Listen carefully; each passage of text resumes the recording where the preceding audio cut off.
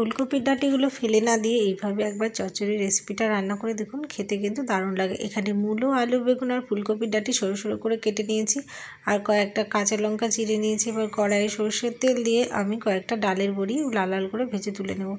এবার বাকি তেলের মধ্যে দিয়ে দিলাম সরষে, তেজপাতা, শুকনো লঙ্কা ফোড়ন। এবার ফোড়নটা একটু ভাজা হয়ে গেলে আমি কেটে ধুয়ে রাখা সবজিগুলো দিয়ে দেবো কড়াইয়ের মধ্যে।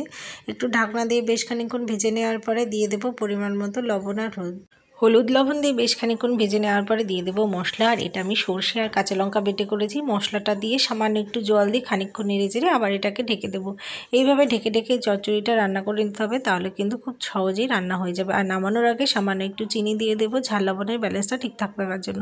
তারপর ভেজে রাখা বড়িগুলো গুঁড়ো করে দিয়ে দেবো আর সামান্য একটু ধনেপাতা, সব কিছু দিয়ে আরও কিছুক্ষণ ঢেকে দেবো। 1-2 মিনিট ঢেকে দিলে হবে। তারপর ঢাকনাটা তুলে নিয়ে এইভাবে শুকনো করে নামিয়ে নেব। এই রেসিপি সম্পূর্ণ ভিডিও আমার চ্যানেলে পোস্ট করা আছে, চাইলে একবার দেখে নিতে।